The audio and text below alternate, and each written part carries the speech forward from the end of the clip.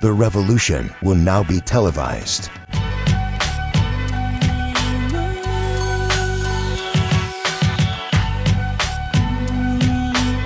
Live on the set of the Delgados podcast. I'm here with my usual partner in crime, Eric Giancarlo. Peace to the gods and all the earths. And we have a very special guest. The older God has blessed us with his presence today, Jose Tarantino. Yo, what's up, Jose? Yo, New York City. Thank you for having me on the Delgado podcast. It's always a pleasure. Amen, bro. Glad you're here, big bro. So let's get right into this. In light of the verdict, right? The trial is done. The Diddy verdict is in. The diddler has been served and sentenced, a sentence of 50 months. I want to lean into both for your knowledge and ask you guys, do you feel justice was served? Did he deserve more time, or should he have been let out on time served? First question to you, Jose. Okay, right. I'm gonna talk with a little reverence because us three, we actually know Diddy really good. Very well. New York City, you have to understand this, that we had a personal relationship with Diddy, and at one time, Diddy actually came to my house, so we all know Diddy. Now, I was talking to Giancarlo the other day, and I was telling him that I felt that Diddy, as he got more money and as he became a billionaire, he left the people that he actually knew and that he was hanging out with. Once you start hanging out with A-listers and stars like that, you lose your how can I say this? Your authentic self? Yeah, not only you lose your authentic self, but you also lose the reality of realistically the people who actually won't turn on you.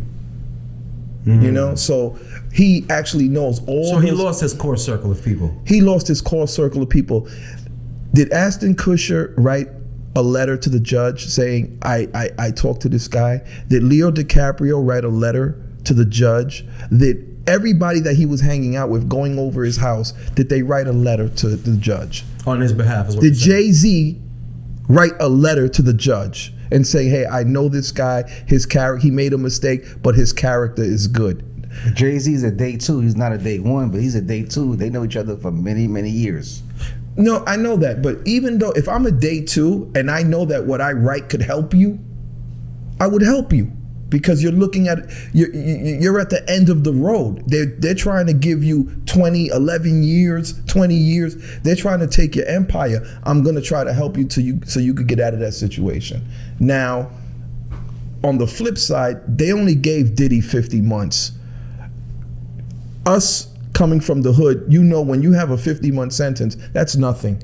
Oh, he got 4 years. That's like you're getting out tomorrow. So realistically, Diddy will be home in he already did a year. He'll be home in another year. Okay, so you feel the sentence wasn't bad. Eric, I want to pose the same question to you. So it was a two-part question. Do you feel justice was served? And then number two, as Jose leaned in, do you feel these people that were so-called friends of his should have reached out and tried to help him with a letter of recommendation or a character statement? I mean, we live in the Matrix. The entertainment business is the Matrix. Diddy knows the game. Diddy knows that those guys could not support him publicly. Now, I don't know who supported him privately. The only person that I know that came to court on his behalf was Kanye. But Kanye does what he wants. He doesn't care. He's also been ostracized by the entertainment community. So Kanye's kind of already on the outside. Is why I think Kanye doesn't care by showing public support. Yeah, that's true. Right. So, but as far as the verdict's concerned, 50 months for Diddy, and the time that he served already, and when he's gonna get out, he came up. Listen, Diddy came up because he was looking at 20. They wanted to persecute him, take his money. They wanted to confiscate his houses. They tried to do all of that stuff. If there was a guilty verdict, they would have took everything. They would have tried to take everything he owned, his whole empire. That didn't work out for him. If he comes home in 13 months, you know what a win that is for Diddy? Yeah, he doesn't want to be in jail. He lived the life that we dream of, freedom. Any women he wants, traveled around the world. He has a private jet. He has homes in many, many places. He might feel stuck, but he has to take this time to cleanse his mind, cleanse his soul, regroup, and come out a new man. Okay, great. So just to give a brief closing on the thought that you shared, you're saying the sentence was fair. I think so. He's going to be out soon. Yes. And in terms of his celebrity friends showing public support, he understands that it can't happen because they have brands that they have to protect. Is that what you're saying? Absolutely facts. That's just what it is. Like, I can't ruin my empire because you fucked up your empire. Man, listen, if your kids need money, I might call me. I'll give it to them, but I can't help you publicly. Okay, so here's my thought on this. The prosecution failed miserably. That's true. All that was proven was that he is a very promiscuous man and he likes to engage in unorthodox sex practices with the partner that he's with at the time, be it with hired sex workers or with people that he can coerce into having sex with him and his girlfriend. Great. To be honest with you, that's not a crime. And if it is, I don't know any other promiscuous people that have been served with 50 months for ordering a call girl. It's very strange that this man basically beat all the charges and still has to do an additional 4 years. So to add to what you and Jose are saying, in light of what they were trying to do to him, yes, the sentence is lenient. But in scope of the American justice system and how people are prosecuted for hiring sex workers, usually people, and let's call them Johns who hire prostitutes, don't go to jail for 50 months. That is a harsh... That's probation. Hold on, that is a harsh sentence. And the reason they gave him a harsh sentence for basically soliciting a prostitute is because they failed at proving a RICO case. So they feel they have to do something to him. He's already served over a year. Let's call it 13, 14 months. That's long enough for someone who likes to pay for prostitutes. May I add a thought? I'm not done yet. That's long enough. And then that being said, you know, out of all the other celebrities that have been caught with prostitutes, because there are many that have been caught with both male and female prostitutes, and I'm not going to drag him into this mess. I'm just going to say this. Have they ever gotten 50 months? This is unheard of. Nobody has. Exactly. I'm going to leave it there. Now, share your thought, Jose.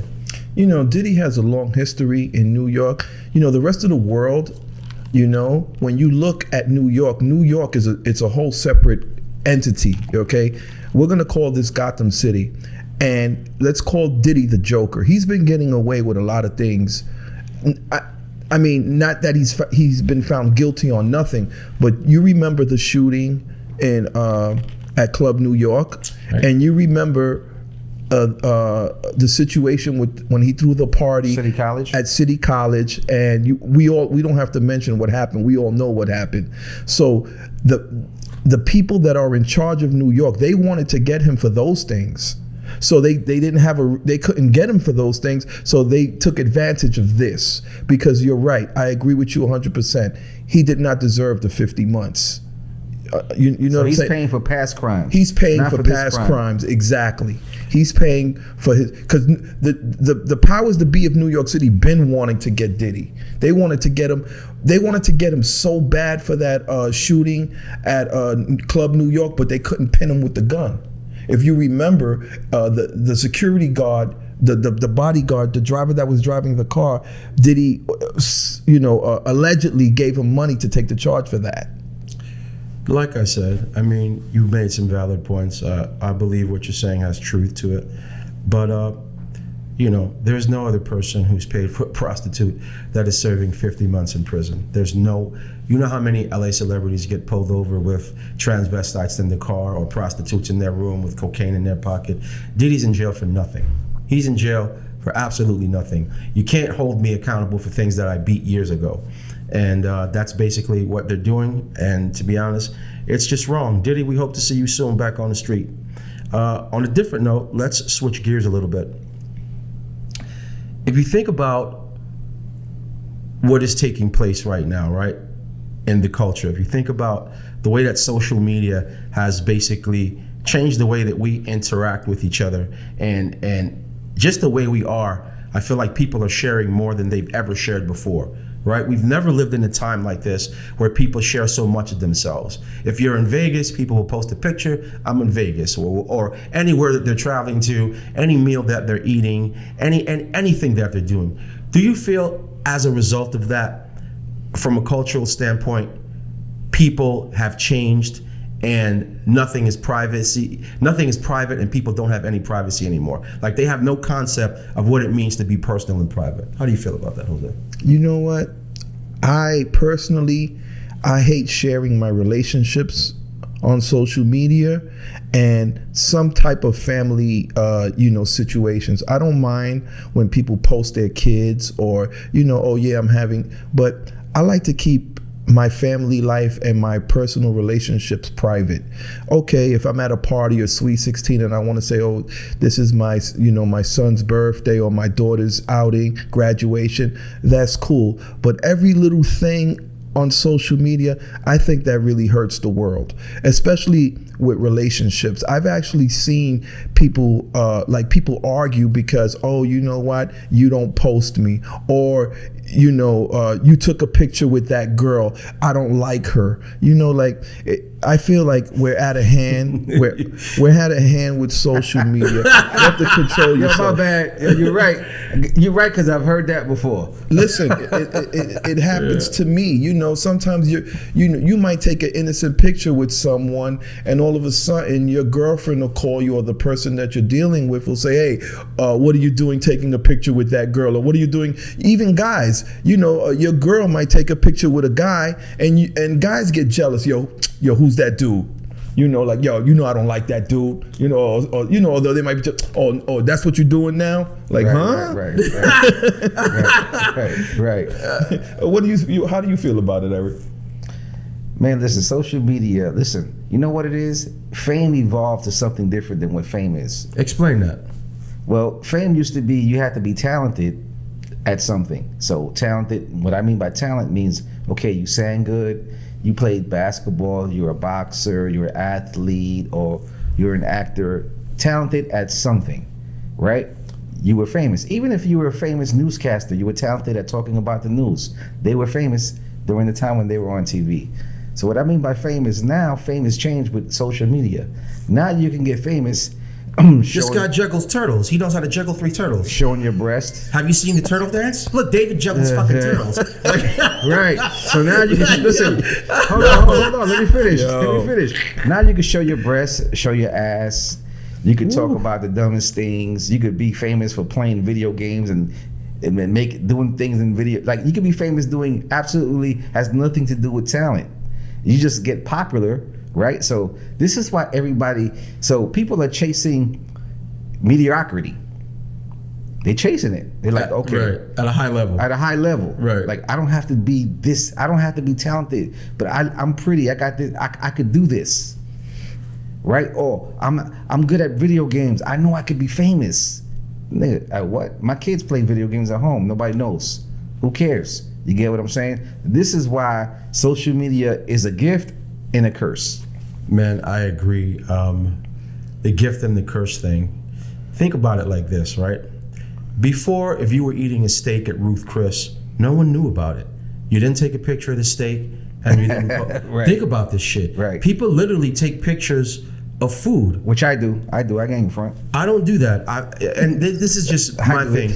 I don't want people to know what restaurant I'm at or where I hang out when I'm on my private time or what I'm doing personally. We're already sharing a lot of ourselves on this platform, right? A lot of things that we speak about on here are about our past or about our present or what we're doing currently. I don't need to overexpose after I'm off of this platform. Right. Like, if it's not related to the podcast, I don't want to be posting what restaurants I'm at, or if me and Ho in Vegas doing something private, we just chilling, we there to watch the fight. I don't need to post all that. I feel like there has to be some kind of balance, and the problem is there's no real rules to this. There's no rules of engagement because people were thrown into the age of technology and the current space that we are in with social media. So because we were thrown in here, a lot of us don't know how to navigate it, including myself. Right? We don't know how to navigate it. We don't know what to post and what not to post, what we should keep private and what we shouldn't be keeping private. But this is what I have to say about it. If you kept it private in the past, keep it private now. If you disclosed in the past, then disclose that same thing now. Don't now over disclose because you have a platform to disclose it on. Right. I feel like people live boring lives and they've nothing to talk about. So they see other people online supposedly living great or doing something that they find interesting or something that they would like to do. So now they're posting every single thing they do, maybe thinking that, oh, well, maybe people will look at this post and it'll resonate with them that I'm doing something cool. I understand. And bro, it doesn't matter. Just enjoy your personal life. And I agree with you, Jose. Like, if you take a picture with the wrong girl and your lady sees it, oh, why you taking a picture with that bitch? You know I don't like her, or this and that. Like, bro, like, but what if I took a picture back in the day and there was no social media for you to know that I even took a picture? Like, why are you even upset about that? I have a question for you. Go ahead. Do you think people take likes so importantly? Oh, he didn't like my post. Oh, I scrolled down, my own friends didn't like the post. How important is that to you, likes? Like when you post something. So as Professionally, okay. Go ahead, Eric. No. Professionally, it's important. Socially, it's not. I don't give a fuck if I'm posting a picture of me eating dinner and nobody gives a fuck. Because I'm just eating dinner. I'm just showing you whatever. But if I have a business and I need your support for me to grow my business, and you consider myself my family member or my friend, and you don't support me, go fuck yourself. That's how I feel about it. All right? We promise we don't curse. I didn't mean to curse. Yeah, get out of here with that. So I'm gonna say this, Jose. You asked me the question: do I care? Is that important to me? To me, no, because on the platform that I'm on, I don't care if you're friends or family. I don't care if we're best friends. You do not have to like my post. It's not a reflection of how we are in the real world. Maybe you're busy. Maybe you're away from social media for weeks. Like, I don't care if you post my content, repost it, like it, don't like it, watch the podcast, don't like it. This is something that we're doing professionally. I don't need to carry it into my personal space. If my friends support it, they do. But most of our followers, we have several thousand followers. I don't expect that the 200 friends that I have need to post. I have 35,000 people to lean on to like my stuff. You feel me? So I particularly don't feel that it's important that my personal friends and family support me, because it's something that I'm doing professionally. Maybe they don't like my podcast. Maybe my friends don't like it. Maybe they don't want to. So let me ask you this: when you catch the bag, and that same friend or family who don't really, you're gonna be taking them out to dinner and taking care of them the same way? It all depends. Listen, I didn't finish. Okay. It all depends, because if me and them had that kind of relationship where we went out to dinner prior to me starting the podcast, then yes. Now that we have this platform, that doesn't change everything that happened before we had this platform. What if I hung out with them thousands of times, but now that I have a platform and they don't watch, I can't share my resources with them? I don't feel that way. I got you. So how do you feel about it? You know what? Like I've been through that where, you know, people called me, yo, I saw you didn't like my post, and I'm like, I have to go back to the post to see and say, oh, I forgot. But you know, I asked the question because people take that really seriously. Like, you know, like, oh, they'll post something and I only got 14 posts, but really you got 3,000 people following you. So you're wondering why you only got 14 posts. But we're so conditioned that that's important that I had to tell myself that's not important. I don't even care. Like sometimes I'll post something, I get 2 likes, I don't care. You know what I mean? Like it's not that important to me, you know? And to be honest with you, sometimes I'm on Instagram and I'll look at somebody that I know, I'll see their post and I won't like it. I gotta admit, I won't like it, but it's not because I don't like it, it's because I scroll a lot. Yes. You're speed scrolling. Yeah, I don't oh, this is my friend. Like, I don't do that. I'll be like, oh, yo, that's funny, and I'll keep going. Oh, that's interesting, and I'll keep going. I'm a little different. I feel like me personally, that's just me. I make a conscious effort for the people that really mess with me, that I really mess with them, and I always support everything they do when they trying to do something or promote themselves some kind of way. I like it, throw fire signs, whatever, because it's a back and forth thing, and I feel like it has to be mutual respect. That's just how I operate. So let me understand this. That's really important to you, the likes. No, likes is not important to me. Like I said, if I'm having dinner and I post something and I get 0 likes, I don't care. That's not important. But if I'm interviewing somebody like Barack Obama and you my mans and you don't say nothing at all, and I'm talking to Barack Obama, you's a hater. Get Get out of here. Don't talk to me no more. Are you crazy? I've been had smoking cigars and drinking with you for 10 years. Like my shit. Got you. I don't feel like that, man, because I feel like as our platform grows, you know, not that the support of my friends is not wanted. I want them to watch and support, but that one like or that one comment that I don't get is not going to stop my success.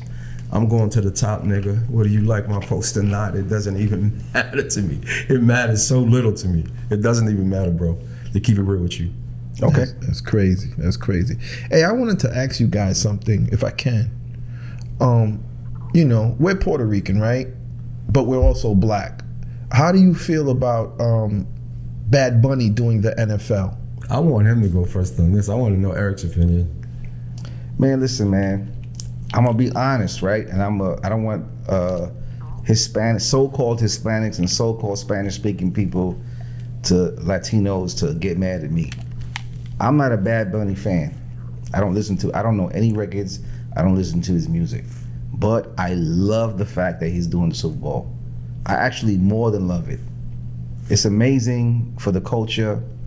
I feel like he's doing something that the world, he's changing things that the world doesn't really know yet. You know, I'm making a prediction. So Kendrick Lamar has the record for the highest views of Super Bowl at 133 million people. Watching at one time. I'm predicting Bad Bunny is gonna hit 200 million. That's my prediction. That's worldwide. Possible. That's my prediction. That's how big this is gonna be, and this is how wanted that Hispanic culture, Latin culture, whatever you want to call it, needs something like this in their lives. What's going on with Trump, man? It's a war going on right now, culture war, right? He's whitening up the country.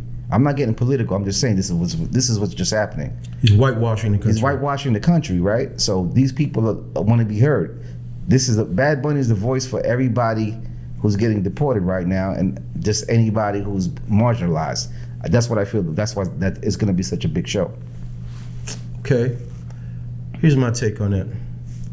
From a cultural perspective, if you just look at the Caribbean and all of the neighboring, Caribbean islands, Puerto Rico's significance in popular culture, be it music, be it sports, boxing, baseball, reggaeton, salsa, just in our culture in general. I'm not even going to call it Latin culture because it's American culture. We're part of this American diaspora. Puerto Ricans are part of this American diaspora. For many years. We're not a state, but we are a commonwealth. So when you think about the rich history of Puerto Rico and all of the things that we've contributed to American culture, I'm not even going to say Latino culture, American culture, our contribution is significant. It's past the time where an artist like Bad Bunny should be doing the Super Bowl. And in light of what's taking place politically with Donald Trump, it's the perfect time. This needs to be out now. And what you're saying about reaching 200 million, I think easily. I think 200 million viewers, Eric, easily. You feel me? Say less. This is American culture. It's not just Latino culture. It's not just about, oh, he's from Puerto Rico. No, this is a commonwealth of the United States. This is American culture. We are woven into the fabric of American culture. Puerto Ricans are important and significant in popular culture. He's part of popular culture, and we're putting him on the biggest platform in the world, supposedly, the Super Bowl halftime show, so he can shine and show the rest of the world that our American culture has flavor. That's all this is. Now, some people are mad about it. Oh, it's only for Spanish people and this and that. He couldn't be as popular as he is just by being appealing to Spanish people. He's a global artist on a global stage. People traveled from all over the world to visit the residency in Puerto Rico. That's a fact. They came from all over the world. People from Dubai, people from Africa, people from Spanish-speaking countries, people from white countries. People came from Europe. People came from Spain. Mm-hmm. So we can't say that, this is something that we should even be discussing because it's American popular culture. He's a popular artist, not just here in America, but globally. But he happens to be from an American Commonwealth. So to me, to be honest with you, this should be happening. Who else this year? If not Bad Bunny, after the year and the success that he's had, who? Who would you want to perform? Chris Brown. Chris Brown has been ostracized after that incident with him and Rihanna. Yeah, I know. And him and Ask the Jay-Z. question. I answer it. Chris Brown. And him and Jay-Z don't have a good relationship, and Jay-Z picks the talent. So you know it's not going to happen. It's not going to happen, but he deserves the shot. Chris Brown is my favorite artist now as far as R&B is concerned. There's nobody bigger than him. He's selling out concerts and shows, and what they did to him in the mainstream to ostracize him for that one mistake when he was a kid is sinister. He's worthy. It's sinister. Chris is worthy. He deserves a shot at the top. One more shot. You guys got to stop it. Chris is worthy. Let him in. Let him in. Chris Brown, we love you. We support you. You definitely deserve to do it. You're more than talented. You're worthy. But even Chris would admit this is Bad Bunny's year. This year right here, I'm talking about 2025 Super Bowl. Even Chris can't be like, oh, I should be there besides him. No, Bad Bunny had the biggest year. This is his year. So how do you answer your own question, Jose? Okay, so I'm gonna say it from a black perspective, right? So a lot of the NFL are black guys, young black dudes, and they mostly listen to what R&B and hip hop, right? So they're like bugging, like, yo, we don't really listen to that. But you know, specifically in New York City, Puerto Ricans and blacks, we grew up together. So we consider ourselves black, even though we're Puerto Rican. But you know, it's like, yo, if you had to pick a side, you're like, nah, nigga, I'm black. I'm black. We already know that. So I don't know if the rest of the world knows that. But I hope when black people do watch the Super Bowl, they're understanding, they're actually looking at somebody. He might be fair skinned, but deep down in his brain, he you know, he's black. You know what I'm saying? It's just we live in Puerto Rico. So I feel Bad Bunny is the biggest artist right now, and he's performing at the NFL, and it's a good look. He deserves it. And Jay-Z is smart. You got to remember, Jay-Z is smart. And the reason the NFL is going with it is because this is going to open doors in different markets, because this is the play for the NFL. Sooner or later, they're going to have teams outside the U.S., and those Latin countries are the biggest countries, and they got the most money. You know, that's a great perspective. They got the NFL already spoke about their aspirations and what they plan on doing globally. They're already thinking about selling franchises in different countries. So what you're saying is 100% correct. But aside from that, like I said, there's no one bigger this year. There's no one bigger.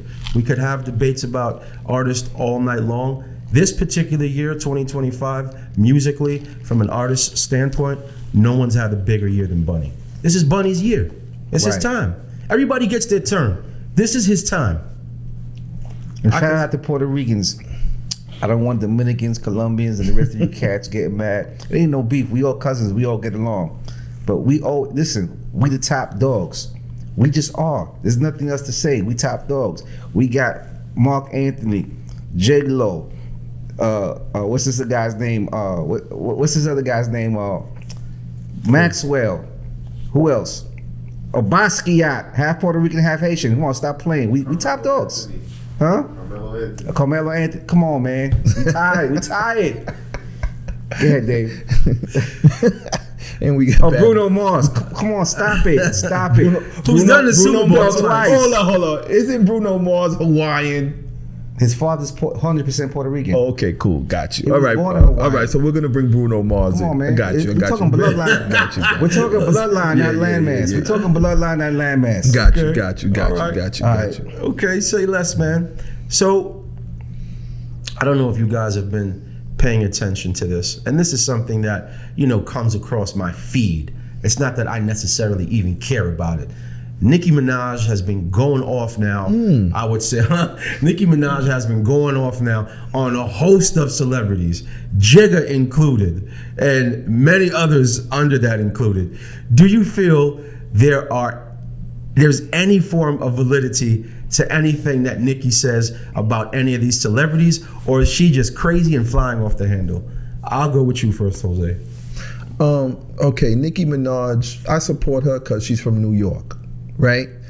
But she's always beefing with other girl rappers. There's room for everybody. This is what, in the music space, especially, I'm gonna talk about the two top dogs now, Nicki Minaj and Cardi B. Cardi B just came out with an album, right? And they're going back and forth on Twitter. right? So there's room for both of them. You know, I don't know if Jay-Z still owes, you know, Nicki Minaj money for the title deal and things like that. But a lot of times when you feel someone owes you money, sometimes they do owe you money. And that's one thing about Jay-Z. Jay-Z got enough money to shut her up. Say, hey, you know what? What's wrong? You know, let me talk to you on the phone. What you need? $5 million here. Shut up. You know what I'm saying? So I don't know what's going on there. Now, between her and Cardi B is not the best rapper, but she has a personality. And I think that Nicki Minaj is a little jealous of that. I think, you know, because think about it. Cardi B came from stripping to being a multimillionaire. That's very hard to do. Even if she don't has a talent, but she has a talent. No, she has the talent. Right. She's a good rapper. Right. I don't know how. Right. So and she makes hit records. Think about it. Right. So I think Cardi B's a good listener because whoever's behind her, she must listen to them because obviously she has millions in her pocket. So we could say whatever she wants. You know, we don't understand her. She's dumb or she's ghetto, but damn, she's holding like 50 million. She's herself. She's herself. Yeah, like she's her natural self. Yeah. What do you say about that, Eric? You say, Eric? I'm not tapped in. To be honest with you, I'm not tapped in. I heard about this when the Breakfast Club came on my feed on Instagram. I saw a little bit of the beef, and she was messing up with them and all that stuff. But you know, I don't know. I feel like, you know, Nicki Minaj. You know, fame is a drug, just like any other drug, right? And it's very competitive. Fame is very competitive, right? And Nicki Minaj and Cardi B is more famous than her right now. By a landslide. By a landslide. Huge, yeah. And Cardi B has the work ethic as if somebody who's never made it before. She's in the streets acting like she's selling CDs. She's on the train, peddling like she's a Mexican. She's doing all this stuff for marketing campaign, which is ingenious stuff that she's doing, right? She's doing stuff like she never had a deal before. And you can't compete with that. This is why she's on top right now. Nicki Minaj needs to roll herself back, get out her feelings, and get back on the street and get the people back on her side. This is all this is about. Is that people not paying attention to her, and she feels like people are turning on her. It's like, if you support her, then you don't support me. That's what women do. They're very competitive. Mm-hmm. That's all this is. Nah, we support you, Nicki, but do something for me to support you. I want to support you. I think there's room for both of them. What do you think, Cass? So the rap space in itself, Jose, has been shrinking. I just want you guys to think about this. The music space in itself is really small now. On top of the music space being small, it's even smaller when you talk about female artists. It gets like this. So it goes from being this big, guys, to getting like this. So when you say, okay, there's Megan Thee Stallion, there's Lotto, there's Cardi B, there's Nicki Minaj. There are too many female rappers for me to like all of them. There's Ice Spice, right? All these female rappers, they not all going to get shine. And this is just the business. It's not anything towards female rappers. They can't all get shine. I feel like it would be wise for their teams to talk about, you know, how they can strategize so all these female artists can have their moment in the light. I feel like it's all about scheduling and it's all about release dates and when you're gonna release project. Okay, you release it in May, I'm gonna fall back till August. Okay, I'm gonna do it in August. Megan, you come next to Christmas maybe. Let's spread these female releases out. Let's work together. Let's do collabs. Let's cross market. Let's create content together. Let's all work together and do these joints. It doesn't have to be this competition because there's not enough people to buy female rap. It ain't enough female rap fans. It's like with the WNBA. The reason the WNBA's market share is not as big as the NBA is because not enough women watch basketball and not enough women buy rap.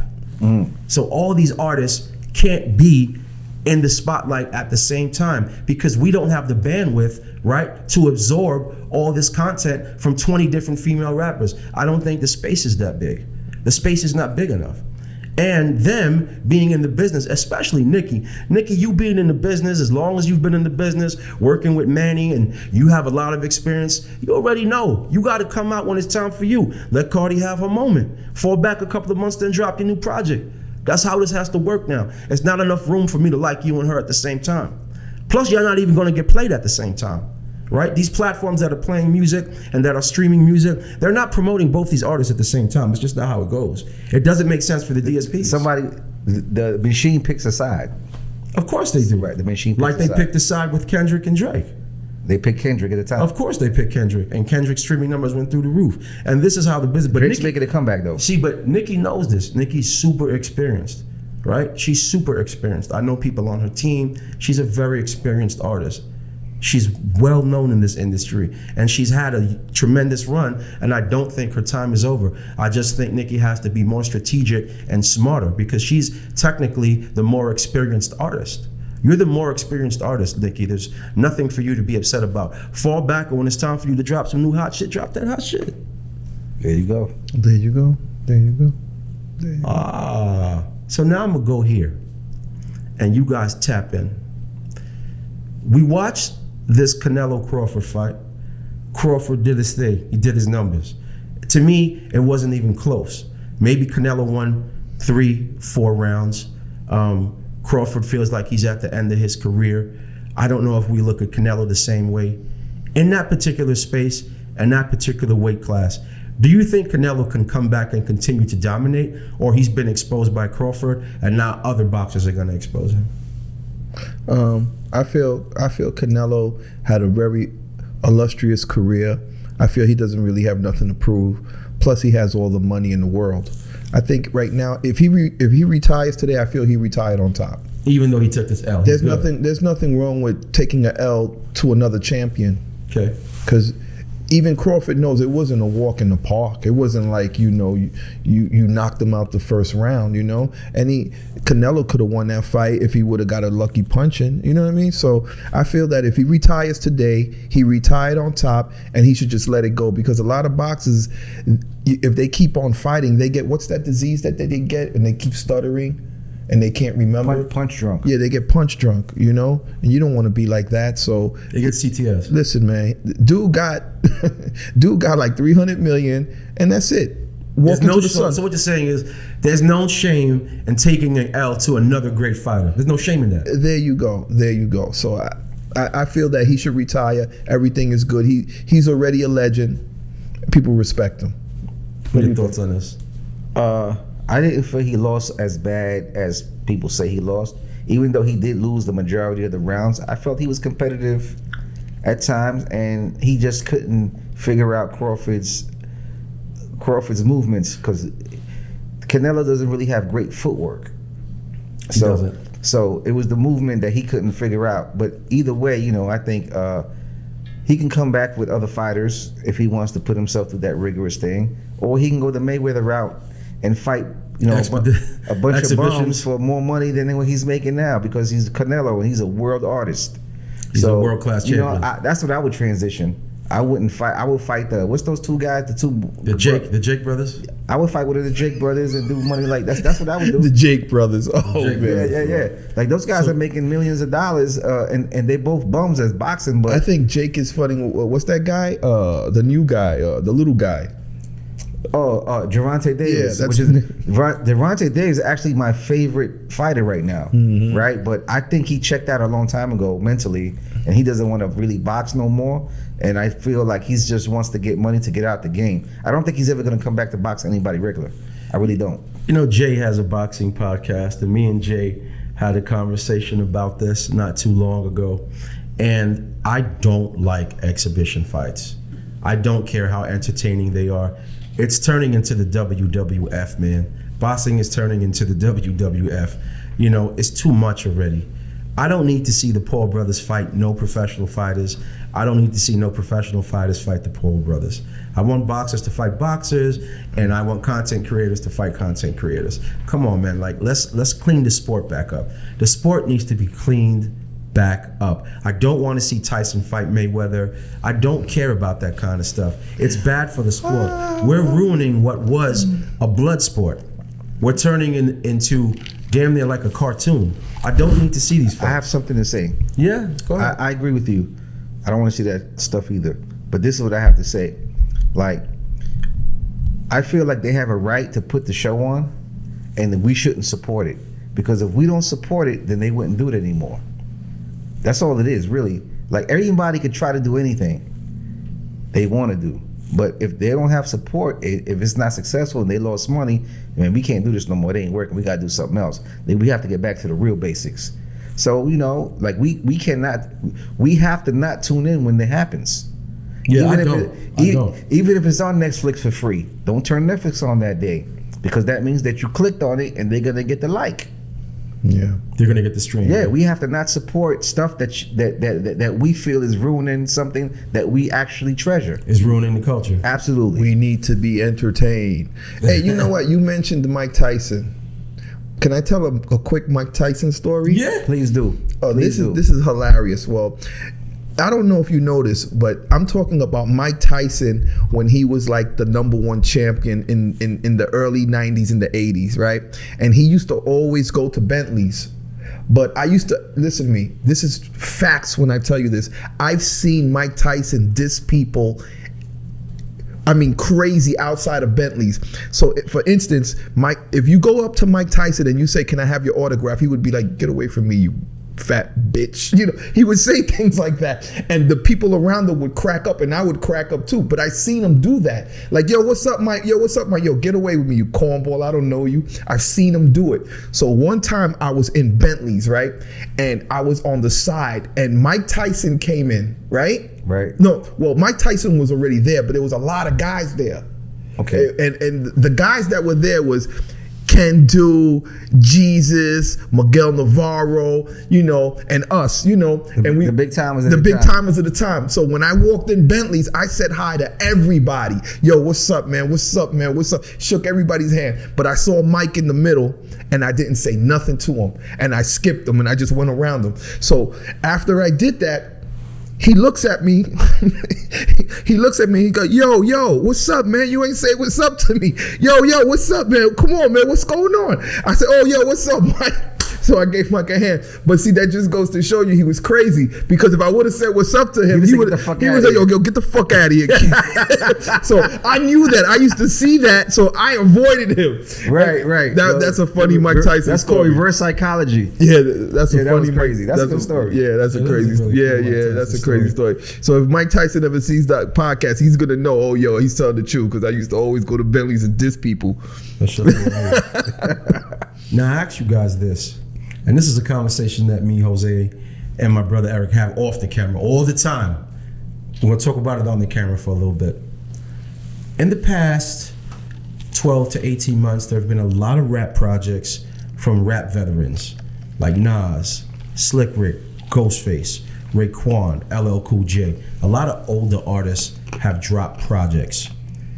And I've listened to all of them. I don't know if you guys have tapped in. Eric, I know you haven't been listening. I did listen to 3 Raekwon songs and a few Ghostface songs, and I liked all of that stuff. Anything off of LL's last album? No LL stuff.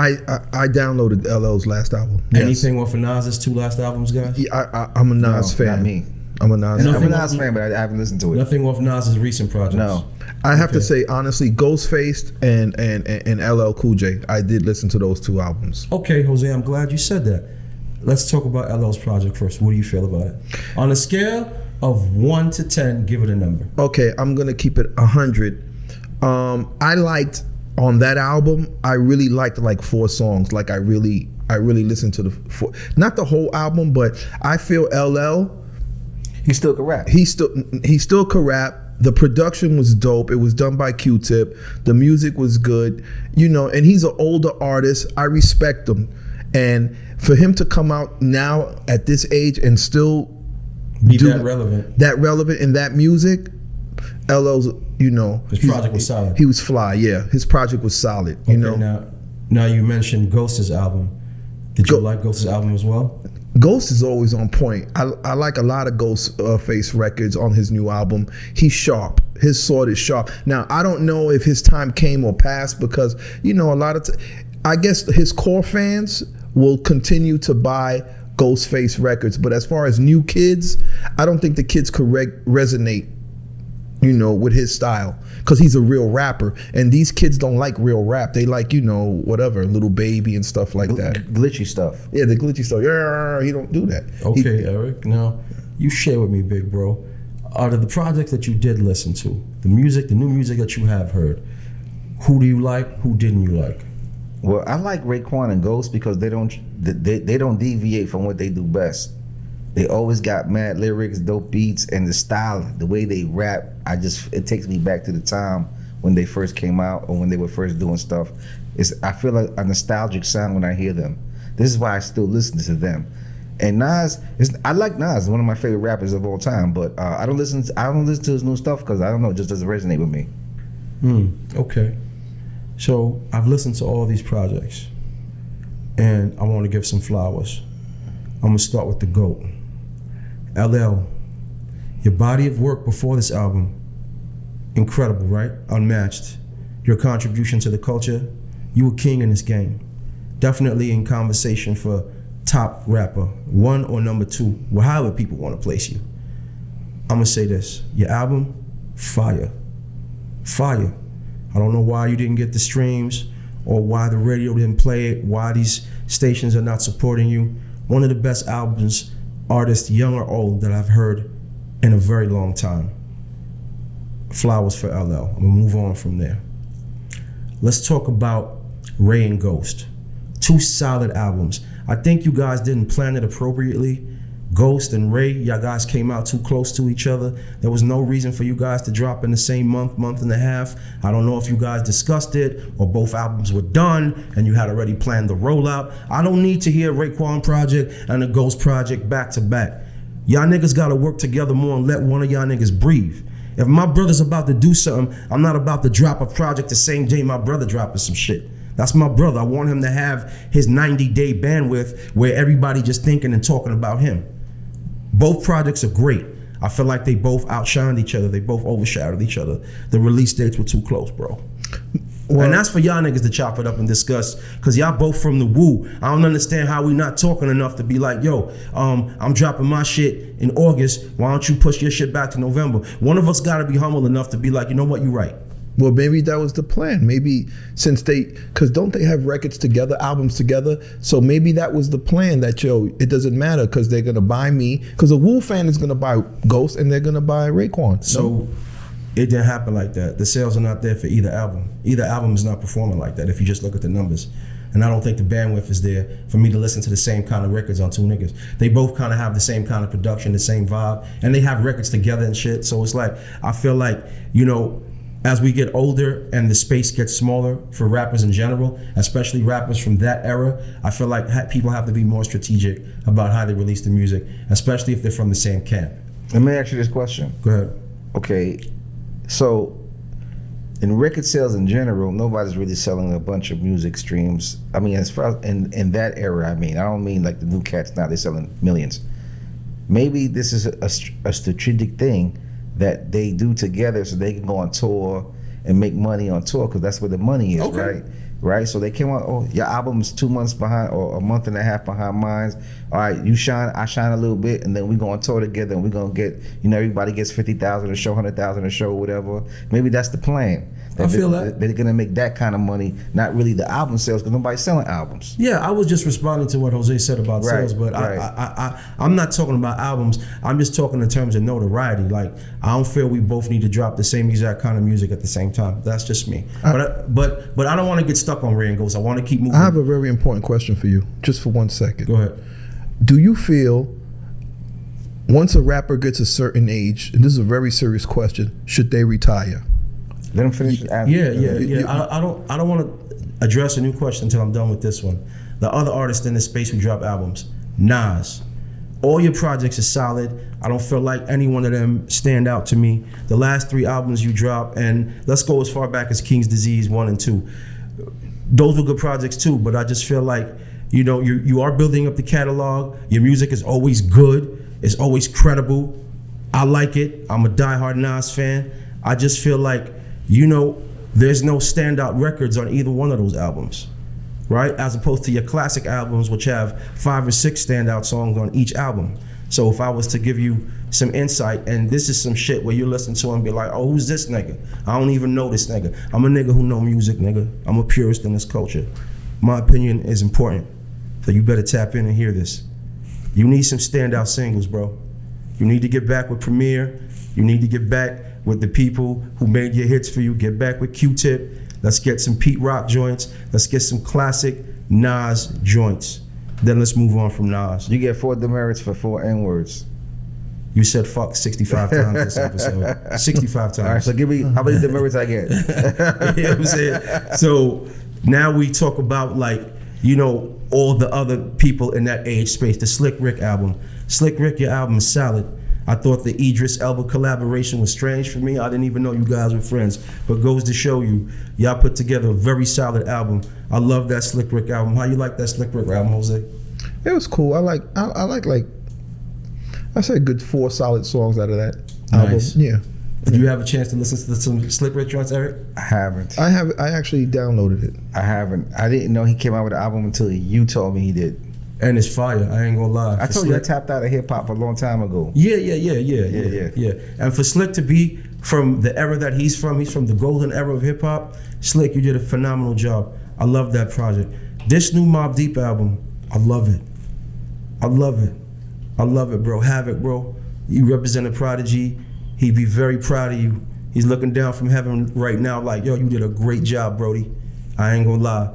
If you guys haven't tapped in with that new Mobb Deep album, that Mobb Deep album is fire. I heard a buzz about that. I heard a lot of buzz about that. No, I ain't gonna lie, Eric. It's crack. Havoc did his thing. He would make Prodigy proud. Prodigy's proud of you. You know what I'm saying? This is a great project. We haven't heard some new Mobb Deep records in a long time, and what you came back with is extremely credible. Phenomenal contribution. I don't know what time we're closing, but before we close, I want to ask this question. And this is between you and Jose, especially Jose, he's the expert. What, you know, women have become global now, meaning that, you know, a lot of people are frustrated with the quality of the women in the United States for whatever reason, right? So guys are going to different countries, finding mates and getting girlfriends. Colombia, Panama, Costa Rica, Dominican Republic, Venezuela, what have you, wherever. How do you feel about that, and why do you think that is? You want me to answer that? Yeah, answer the question The first. real answer too, Jose. Okay. We're talking about passport bros. Nah, Let's I get this don't straight. care about those guys. Okay, Those guys okay. just smashing. I'm talking about just men marrying. Like okay. I'm talking about real regular guys that's really finding mates outside of the country. Okay. So I've met a lot of men that were married in America, and I met them out the country because I traveled extensively, and I asked them like, why do you live out here, and why are you have a relationship other than America out with a woman In from this country. Why do you have a relationship in this country? Right. So a lot of men that I spoke to, older men, they're like, these women are satisfied with me providing The basics. not even the basics, a household, and I can take care of you. You know, I cannot afford to give you an extravagant life. I cannot buy you a $10,000 Birkin bag, but I can buy you, a $400 bag or something like that. And the women are satisfied. They just want a family structure. They just want a regular man. So a lot of guys, when they retire, they do move out the country to these other, like those countries that you were naming, to find a mate. And they're more happy because the women are trained, or they grow up, catering to their man. American women don't really cater to their man. I mean, some do. I'm not gonna generalize it. I'm just saying, but women out the country actually do cater to their man. When you come home, your dinner is there. When if you guys have a disagreement, a lot of times they're gonna go with what you say. It's not gonna be an argument or nothing like that, and I think a lot of men appreciate that, That makes sense. How about you, Derek? What do you feel about it? So, I love what you said, Jose. Basically, these men have found a situation for themselves where the women are appreciative of what they can provide, whatever that is. A condo, a home, a basic vehicle, and some of life's amenities, but it doesn't have to be extravagant. What you're saying is these women are satisfied with a decent level of lifestyle, and these men are having a quality experience with a beautiful woman. Listen, man, you know what a cheap gift is in America on Christmas for a woman? You're gonna have to spend 10, 15 grand. They don't want a regular gift, they want a Rolex. You know, a wedding. How much does a wedding cost in America? 30, 40 grand. Huh? Nah, That's a cheap ass. I'm saying on the low end. Yeah. That's a broke poverty. wedding. That's a poverty wedding. Exactly. You're talking about 150 grand. They want They want $100 grand wedding. Not only that, they want the $20,000 Or $30,000 ring. Right. So you're telling me a guy making $100,000 a year working at sanitation could afford that? So women are not satisfied with that, especially with social media. You know what I'm saying? You could have a girl at home, right? And she's looking at all these guys on social media with Benzes and watching the Nigerian guys. Right. You know, with the Maybachs and the Gucci bags. And in their mind, I want to live like that. So when you come home from work, they're giving you attitude because you can't supply that. I'm going to say this. And American women, please don't come at me.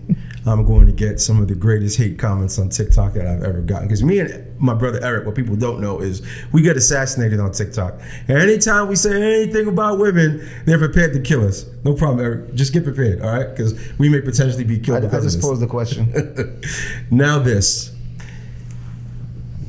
From a physical perspective, just from a beauty perspective, outside of the country, a man who here can only have an average woman can have a much prettier woman. So if I'm a bus driver here, I make me $65K a year driving for New York City Transit. Here in the States, my position, right, socially, is not that attractive to women. And then what I do, my profession as a bus driver, they don't find me super attractive or on some fly shit because I'm a bus driver. Now, that same $65K salary in DR, in Costa Rica, and any one of these places gets you a much higher quality woman from a aesthetic perspective, just from beauty. So I've been dating average chicks here my whole life. I've never really been with a 10. I get to pop off over to DR with this same $65K and lay up with a 10. Not only that, I can have kids with a 10. I can purchase a home here for much cheaper. It's a win-win for them. Guys are tired of being drugged through the shit here. Average, basic, like regular chicks here think they're worthy of the treatment that Jose was speaking about. They think they deserve a Birkin bag. They should be riding back and forth around to the mall in the Maybach. You know what I'm saying? They should be with the top executive in the game. Mind you, these chicks are like secretaries. It's just like a basic secretary somewhere. I'm serious. Right? This is right? This is a basic. This is somebody's basic. Yo, you giving them leeway. Secretaries, they don't want to be secretaries, fam. Bro, that's what I'm saying. This is We're talking bartenders. That's what I'm talking about. And they think they're entitled to this great man of stature and position and power and resources, and they should be given this incredible life. So if I could take my money, go to Colombia, be with a dime, have a couple of kids, live in a more humble, modest house, and this chick be happy, like, what are we even talking about here? Okay, like, so you feel me? I got the flip. Listen, I'm not even gonna comment because I agree with you 120%. You 100% right. I'm not even gonna say nothing. Think about what I'm telling you, Okay, right? well, I got a flip side to that coin. Go ahead. Right? So I got Dominican friends, homeboys, right? And they told me that when they came to this country, they worked hard, and then they sent for their girlfriend that was down in DR. From back there to come here. Right, their wife. And once they got here, slowly changed. It went Their attitudes? because they started Americanizing. And you know, and simulating American culture. Right. Expensive things. Right. They see the way the women here act. Oh, you can't do nothing for free. Understand what I'm saying? So it changed them, and then their marriage didn't work out. Wow, they should have kept them back home. That's what he told me. Yeah, but you know, like I said, Western culture here in this country, men are viewed as something that are to be tolerated. Outside of this country, men are viewed as leaders. That's the difference here. Here in the United States, we're tolerated. Outside of the country, we're looked upon as someone whose opinion is actually valid and makes sense. So you got to understand from a cultural perspective, not even talking about money or looks or anything like that. Here in America, women have taken on the role of men. they've taken on that role. Women are in the workplace. They make as much money as we make, or so they think they do, or in sometimes more cases. And the black woman is the most educated woman in the entire United States, more than white women, more than Asian women. Black women is the number one sector of people that are educated. And as a result of that, they've taken on this pride, right? And they've built themselves up where I don't need a man if he ain't bringing what I got to the table. So because I don't make $150, I don't get the respect in the household that you get. I drive a bus. I make $65K. I bring my 65 to the table, but from a leadership perspective, I may be the one who has the best ideas to move our family forward. But my opinion is not valued because I don't make the $150K. That's very interesting. I have a comment. Go ahead. And the comment is this. So the word capitalism in the corporate world means that, anybody can, start a company and make it. So I feel like dating and women and relationships has become the same thing as capitalism. You know what I mean? In this country, I mean. It's capitalism. So and not just black women, I'm talking about any woman who has made it to a certain success level, 250,000 or better, right? They basically feeling like they're the corporation and they're the boss. So whatever dude that she's with has to go with her flow. The feminine side of women making a lot of money has disappeared. There are no feminine millionaires. You're all masculine. They're all very masculine, and they want to be the boss. This is why guys go to other countries to deal with these women, and not necessarily deal with women who broke, because you might deal with a woman in Panama who's a lawyer. It's not that she doesn't make her own money. It's just that she doesn't feel like she's the boss. 100%. She respects you as the man of the house. Exactly. That's all it is, and that's really all it is. Exactly. And Eric, thank you for cementing that. I'd like to take this time to recognize our sponsor, Jack Turner Watches. I'm wearing a 1 of 1 18-karat gold timepiece by Jack Turner. Fortunately for all of our guests today, you can use code JACK20 at www.jackturner.com on a purchase of any timepiece that you'd like and receive 20% off. Jack Turner Watches, beautifully designed, masterfully crafted. Jack Turner, we appreciate your support. And with that, ladies and gentlemen, brings us to the end of another Delgado's podcast. Thanks for tapping in. I'd like to say we have some special guests coming up. We got some big surprises coming up for you guys. Big. Huge. We got some big surprises coming up for you guys. Look for us on Patreon. That's coming soon. And you'll be able to stream our content on Patreon 24 hours a day. In the very, very near future, my brother Eric and I will be making some announcements, and we look forward to bringing those to you in the weeks that come. Thanks for watching the Delgado's podcast. We appreciate your support. Take care. Peace and love. Peace, peace, peace. We out.